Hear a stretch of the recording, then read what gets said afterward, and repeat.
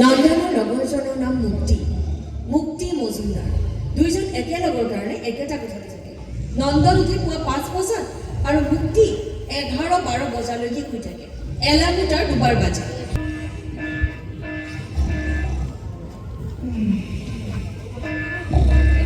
ৰাতিপুৱা অফিচলৈ যাবলৈ পাৰে না। এটা চাকৰি 3 মাহত কেনে চিকাপ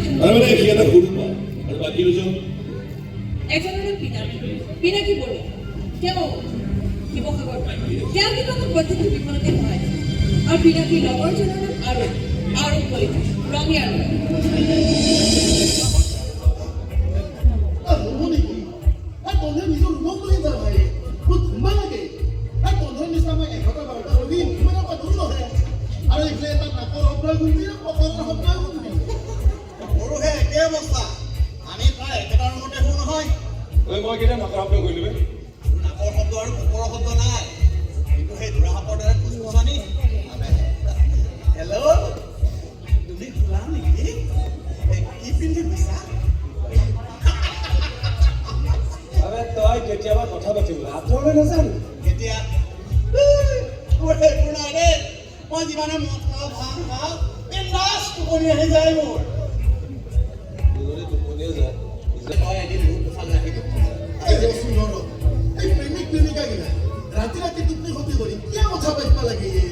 কান্নেতো দিনতো কথা পাতিবা পাৰে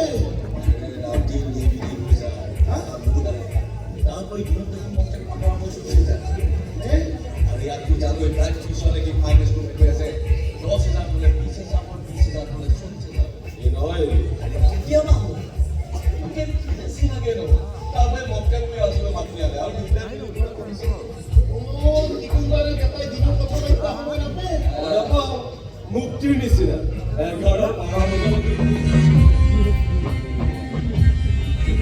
আজি মই এটা আচলতে ঠিক আছে বোলে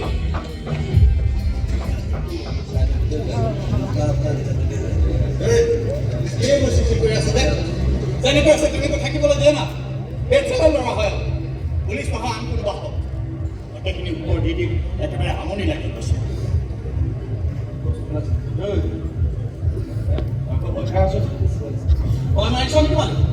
পুলিচ পুলিচ শুনি মোৰ ভয় লাগে কিবা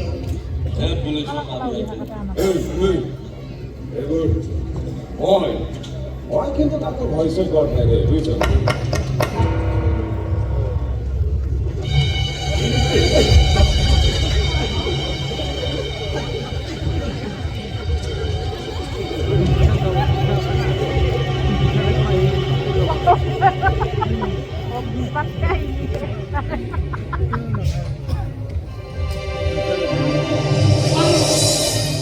এখেতে কেছটো ইনভেষ্টিগেশ্যন কৰিব ছাৰ আহক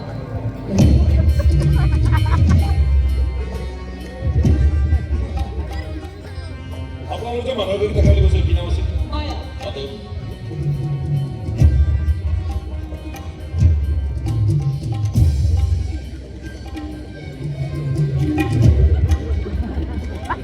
আৰু তোমাৰ নাম নহয় এনে বাৰু মোৰ নাম নন্দন নন্দন বৰ্মন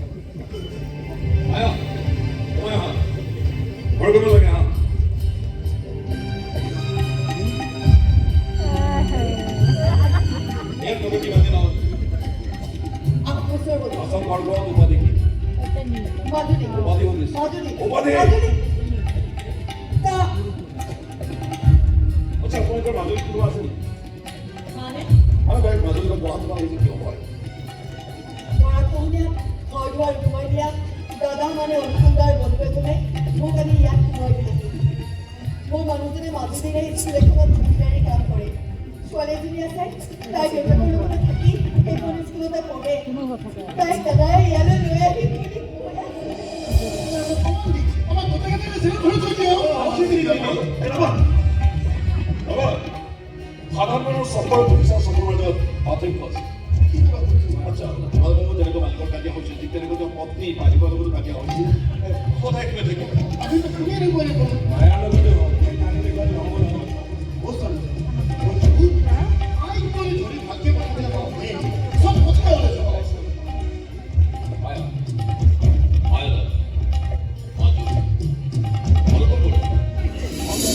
নোযোৱাকৈ থাকিব পাৰিম ভাগ্য ভাল যে আমাৰ ল'ৰা ছোৱালী হোৱা হ'লেতো সিহঁতক বিয়া দিব থাকিব লাগিলে তেতিয়া কোন আহিলে বিয়া পাব সেইকাৰণে চাগে ঈশ্বৰে আমাক ল'ৰা ছোৱালী নিদিয়ে নিজৰ দুখ থাকিবলৈ ঈশ্বৰৰ ওপৰত ভেজালি পাৰ হৈ যায় কি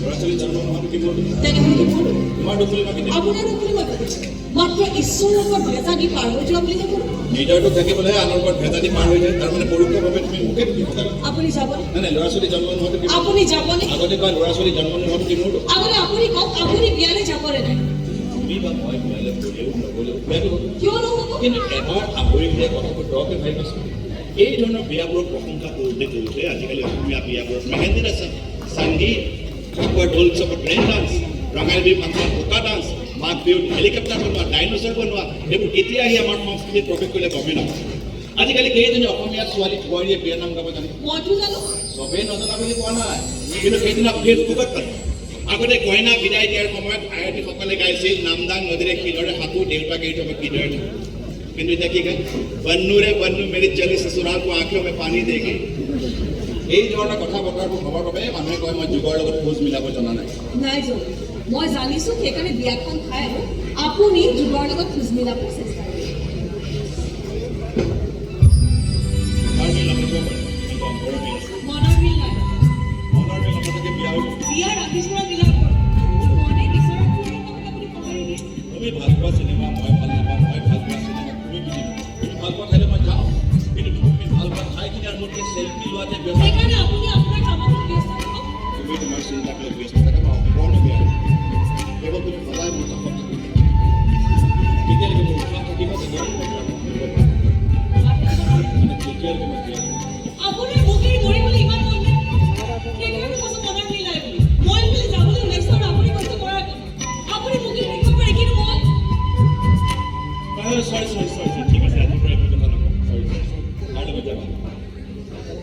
যাম কাৰোবাৰ যি যুগৰ লগত খোজ মিলাব পাৰে।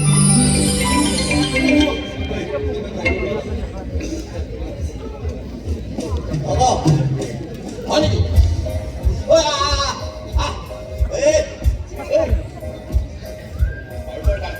কি?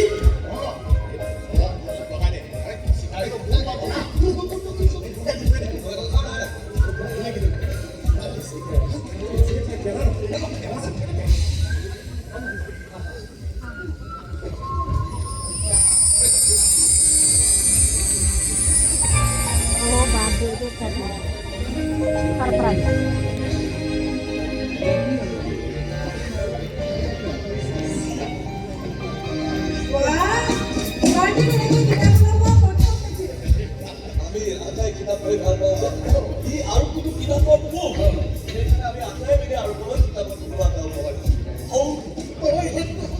আৰে মই কম কিয়? হা কম কিয়?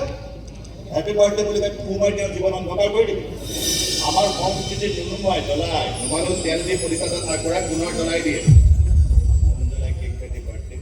এইবোৰতো আগৰ পৰা চলি আহিছে। জ্বলাই আচাৰ কাৰণে চলি আছে। তুমি বোলে অমিতাভ বচ্চনে খুব ভাল পায়। এবাৰ খবৰ কৰি চাবাচোন অমিতাভ বচ্চনৰ ঘৰত এনেকৈ বাৰ্থডে পাতে নে নাপাতে। তেনেহ'লে কেকটো সেইটো খোৱা বস্তু, কিন্তু নামটো আঁতৰাই লোৱা। আৰু এইবোৰ যে কিতাপ দেখিছা এইবোৰ চব খোৱা, আচল চৰিত্ৰ বেলেগ। এনেখিনি আয়োজন কৰাৰ পিছত একো এটা নাপেটলি এইবোৰত দুখ নাপাব আৰু সাধনা বস্তু পাব। আৰু সাধন আপোনাৰ নিজৰ ভণ্টি বুলি ভাবকচোন।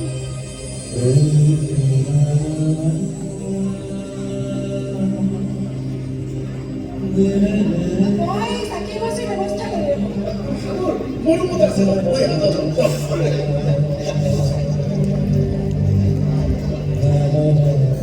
আচলতে দাদা অথিকেল থাকিলে দৰকেলি আমি আছিকেলি ভাবাই নাছিলো। হ'ব দাদা, নেক্সট টাইমৰ পৰা আমি নামঘৰত ভৰাইটি বাৰ্থডে চেলিব্ৰেশ্যন কৰিবলৈ ট্ৰাই কৰিম। এটা অসমীয়া বাক্যৰ মাজত ৩-৪টা ইংৰাজী শব্দ শুনা বহুত অসমীয়া শব্দ তোমালোকে নাইকিয়া কৰি দিবা। অসমীয়াত ক'লে গোটেইকেইটা অসমীয়াত ক'বা, ইংৰাজীত ক'লে গোটেইকেইটা ইংৰাজীত ক'বা। মই বুজি পাম নহয়, মই দেখোন ইংৰাজীয়ে কি কওঁ। বেলেগ যদি মানুহে আমাৰ ভাষাটো উদ্ধাৰ নকৰে নহয়, আমাৰ ভাষাটোক আমি নিজে উদ্ধাৰ কৰিব লাগিব। ছাৰ চাকি গছি জ্বলাই দিয়ক আৰু এওঁক এটা আশীৰ্বাদ দিয়ক। আমাক এটা আশীৰ্বাদ দিয়ক।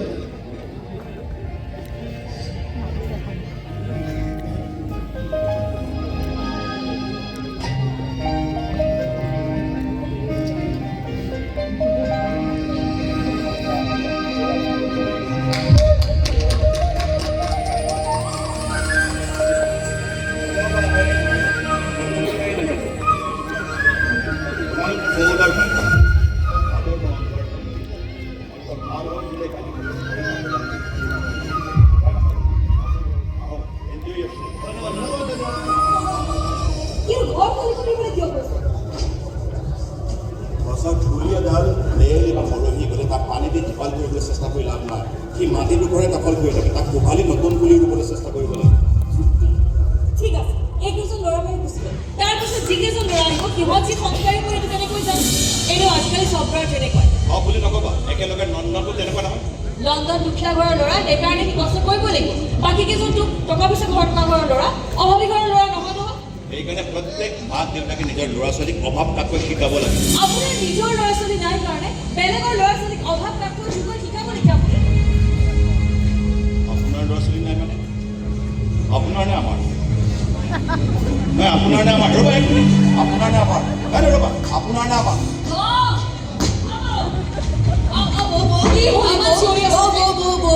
আপুনি দাদাৰ কাৰণে পিঠা বনাই আছে হয়নে? ইয়াত কাজিয়া লাগি থাকোঁতে সিফালে পিঠা দেৰি গ'ল। কি পিঠা? মই কি জানো?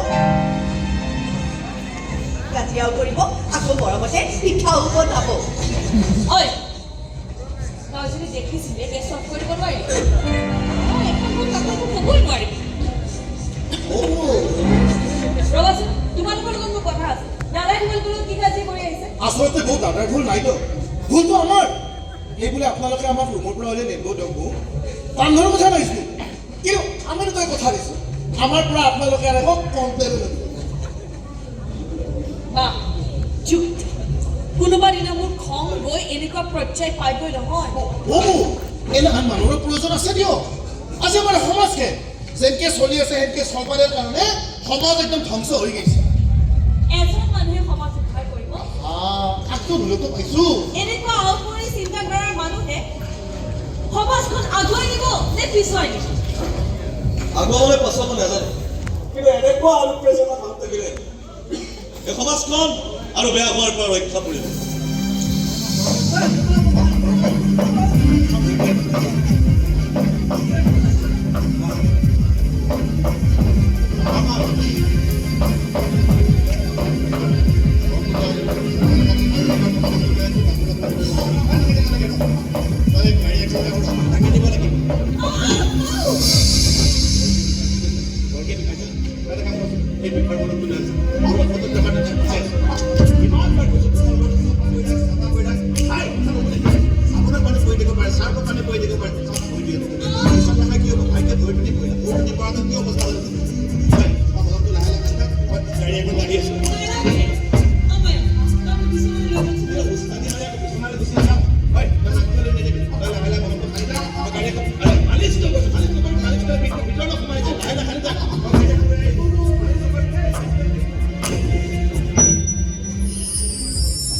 মুখখনহে কচুৱা, অন্তৰখন কিন্তু তোলাৰ দৰে কোমল।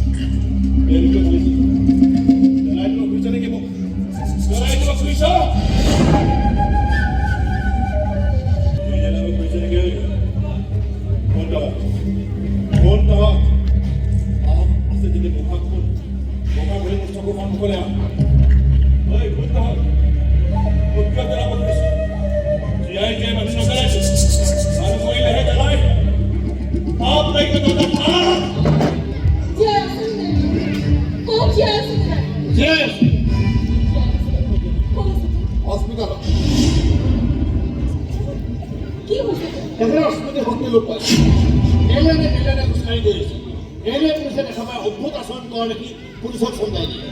এবাৰতো ইয়াত বঙাইগাঁও ঘৰ, এবাৰতো গুৱাহাটী ঘৰ, এবাৰতো ঘৈণীয়েক আছে ভনীয়েক আছে, এবাৰতো নীতি অনু আৰু ৰাজঘৰ ঘৰ। এইবোৰ কোন মানুহ ইমান দিনলৈকে যাৰ ঘৰত আছে তাৰমানে তেওঁলোকে তেওঁ লুকুৱাই ৰাখিছে কওঁ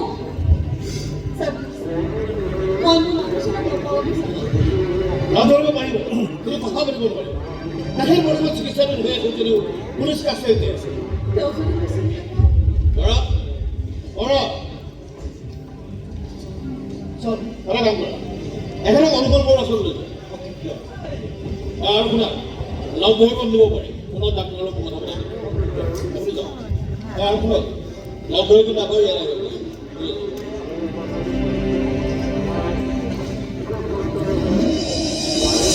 ঠিক আছে মই পত্নী কেৱল এটা শব্দ নহয়, পত্নী হৈছে এটা সম্পৰ্ক, দুখন হৃদয় এখন হোৱাৰ এটা সম্পৰ্ক। সম্পৰ্ক কেতিয়াও চুক্তি কৰিব পৰা নাযায়, সম্পৰ্ক হৃদয়েৰে হৃদয়। মানে আপোনালোকে জোৰ কৰি অচিনাকি মানুহগৰাকীক পত্নী সজাবলৈ চেষ্টা নকৰিব। আপুনি বিশ্বাস কৰক এবাৰ আপোনাৰ পত্নী আপুনি কিয় চিনি পোৱা নাই? আপুনি প্লিজ এবাৰ চেষ্টা কৰক মনত পেলাবলৈ।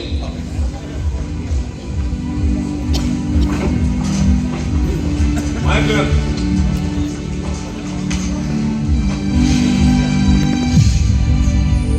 বৌক চিনি পোৱা নাই আপুনি এবাৰ চাওকচোন আপুনি বৌক চিনি পোৱা নাই হ'ব আপুনি কিবা এটা কওক কিবা এটা আপুনি দাদা আপুনি চাওকচোন এবাৰ মই মায়া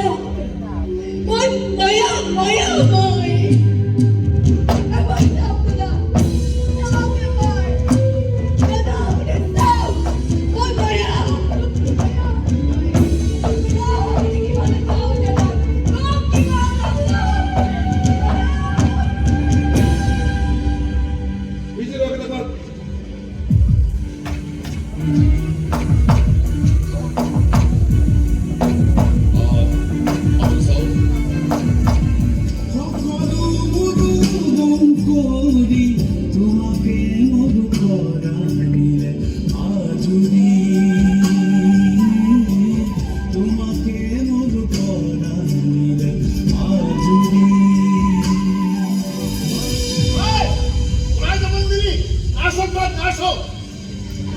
ডাক্তৰৰ পিছত শক্তি ঘূৰি আহিছে ডাক্তৰলৈ ফোন লগাওক জলদি কেছটো এতিয়া এটা নতুন মূল হ'ব